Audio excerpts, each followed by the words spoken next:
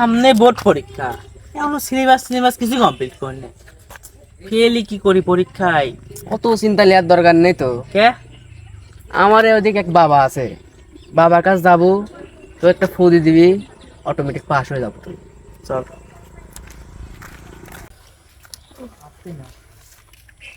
আসসালামাইকুম রহমতুল্লাহ।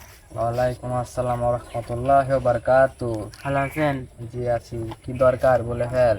সামনে আমার বোর্ড পরীক্ষা, সিলেবাস কিছুই কমপ্লিট করে পাইনি, পড়া হচ্ছেই না। কি করা যায়? আমার যেমনি করে হোক পরীক্ষা পাস করতে হবে। এই নে বই, বাসায় গিয়ে সোজা পড়তে বলছি। পড়াশোনার ব্যাপারে কোনো জাদুটোনা চলে না।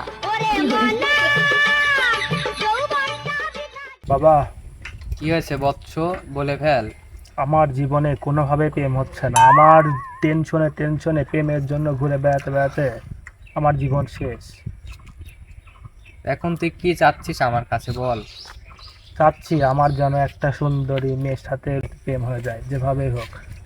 যেহেতু আমার কাছে এসেছিস, নিশ্চয় জানিস আমি হাদিয়া ছাড়া কোনো কাজ করি না। হাদিয়া নিয়ে আগে এসেছি তো। হাদিয়া দিতে হবে, তাহলে ফেল। এই যে আমাদের বস্ত্র, এই বস্ত্রের উপরে হাদিয়াটা রেখে দামি, আবার হাতে কিছু নেই না। ঠিক আছে, যেভাবেই হোক একটা প্রেমের ব্যবস্থা করে দেন।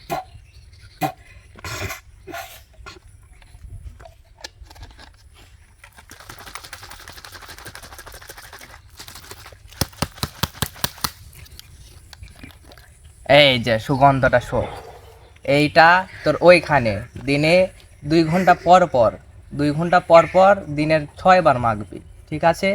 ইনশাল্লাহ তোর প্রেম হয়ে যাবে। এখন যা এখান থেকে, আর ধন্যবাদ। যা হোট।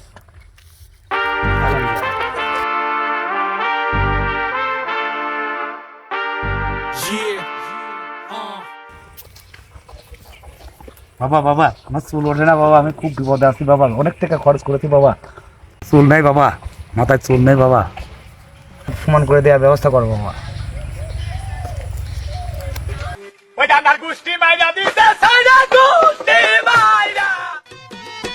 আমি দুঃখে মইরা যাই, আমি লজ্জাই মইরা যাই, আমি দুঃখে মইরা যাই, আমি লজ্জাই মইরা যাই।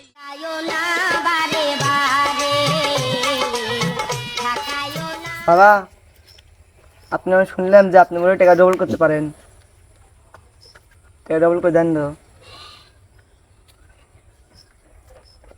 এত ছোট টাকা, বাহ বাহ।